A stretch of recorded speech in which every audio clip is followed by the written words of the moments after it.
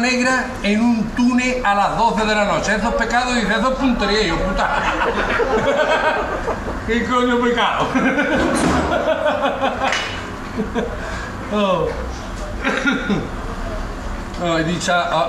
Este era muy famoso también, este que llegaba y decía: padre, me confieso que he hecho el amor con el Rodolfo. Esos 500 petas al cepillo y 3 Padres Nuestros. Hacen una, otra, y ya llega y dice: padre, soy Rodolfo, y como no me dé la mitad del cepillo me voy con la polla a otro sitio.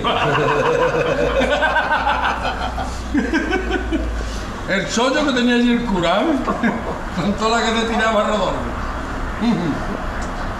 Ya, o 2 iglesias como hay aquí en este pueblo, ¿sabes? Dice: padre, me confieso que me he tirado al párroco de la otra iglesia. Dice: bueno, hijo mío, eso no es pecado, eso va a rezar nada más que 100 Padre Nuestro y 2 Ave María y ya está. Y lo coge por la oreja y dice: pero acuérdate que la próxima vez tu iglesia es esta. El cura no vea. Oh.